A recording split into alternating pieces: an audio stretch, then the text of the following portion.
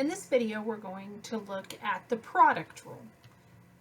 And I know that all of the examples that we're going to see in this video will not necessarily require the product rule, but we're going to use the product rule because we will be adding in some functions later on that will require the product rule. We won't be able to expand and multiply before we take the derivative. Though, in general, that is the best approach.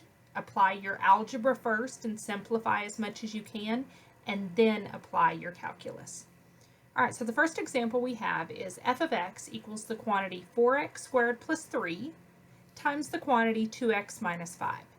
And so if we apply the product rule to this, I'm going to call this first set of parentheses the first, the second set of parentheses the second, and the product rule, remember, is first, just as it stands, times the derivative of the second, and we can use the power rule to find the derivative of 2x minus 5. The derivative of 2x minus 5 is 2, plus the second times the derivative of the first. Derivative of 4x squared plus 3 is going to be 4 times 2x, which is 8x, plus the derivative of 3 is 0.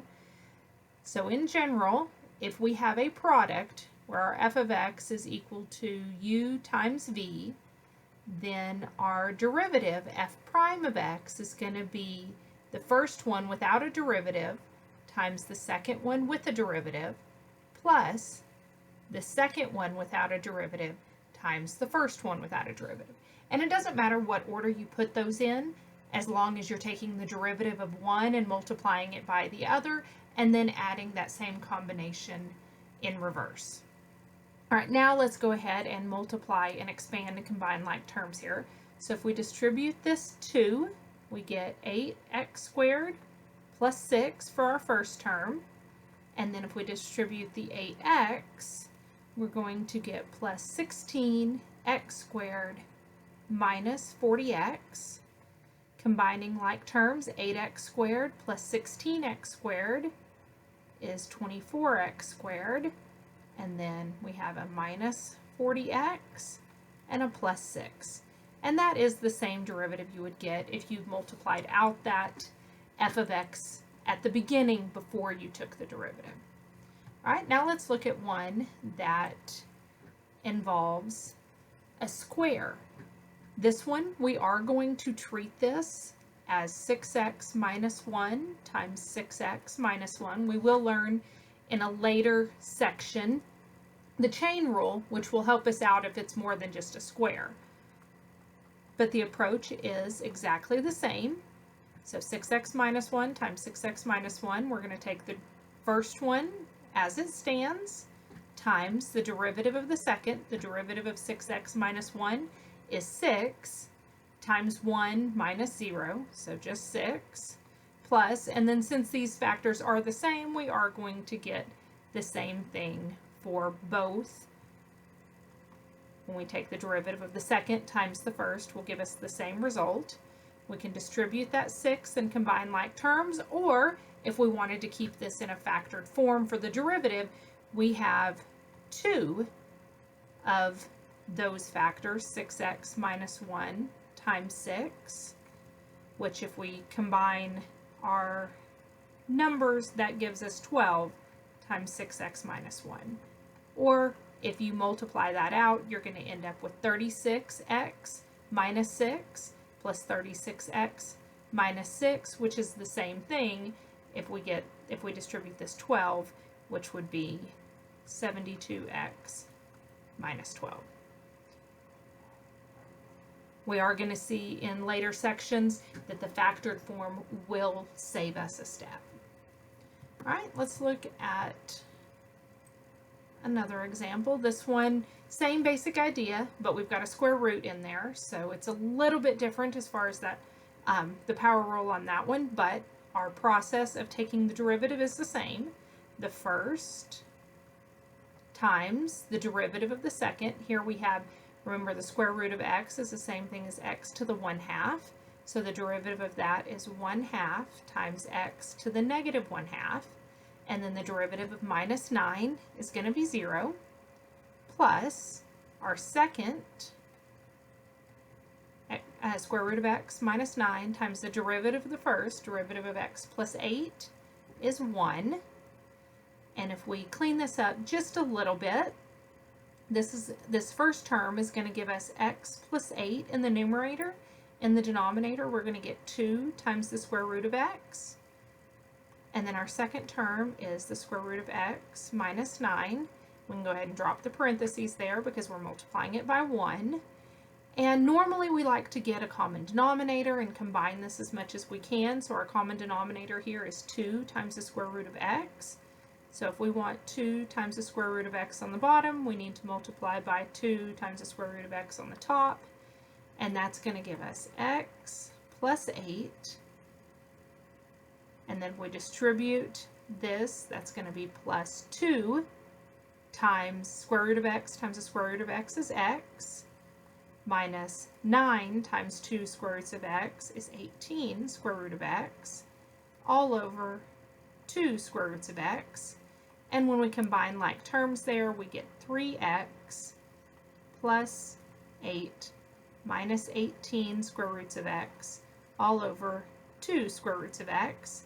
And typically, we're going to leave, even though that does give us a square root in the denominator, we're going to leave it in that denominator because it is a variable underneath it and not a constant.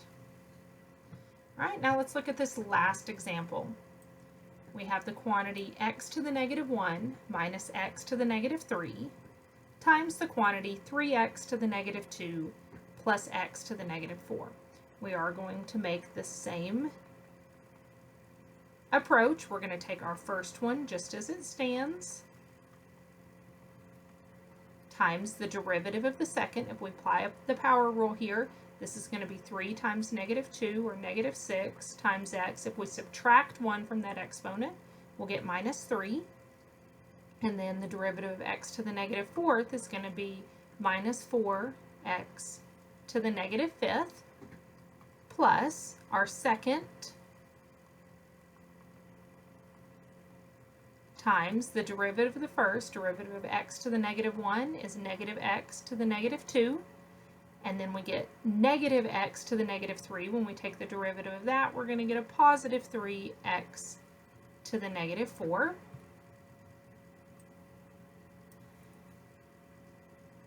And if we distribute x to the negative 1 times negative 6x to the negative 3 is going to be negative 6x. When we have a power times the power, we add those exponents, so we'll get a minus 4.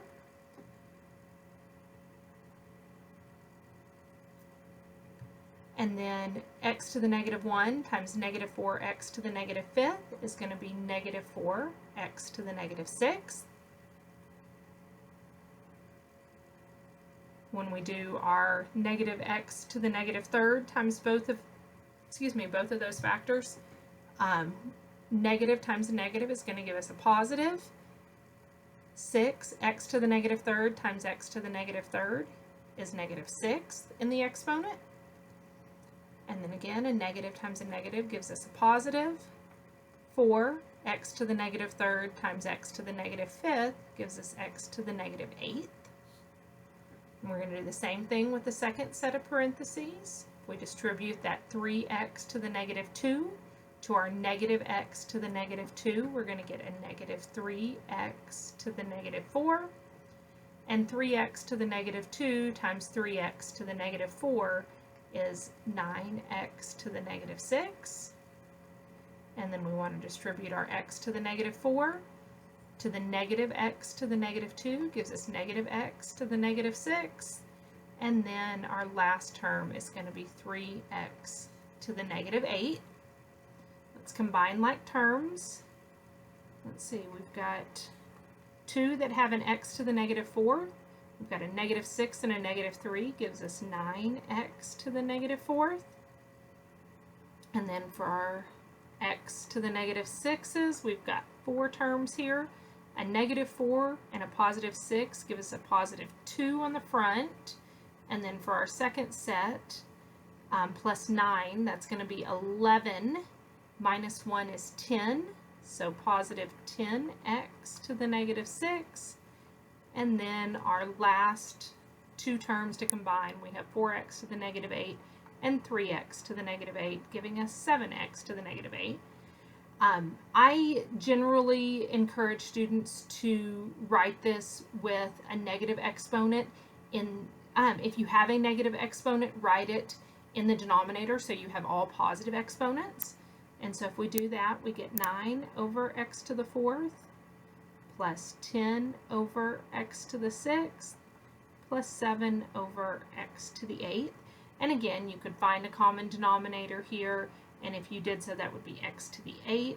So you would have negative 9x to the 4th plus 10x squared plus 7 all over x to the 8th. In general, both of these are going to be correct.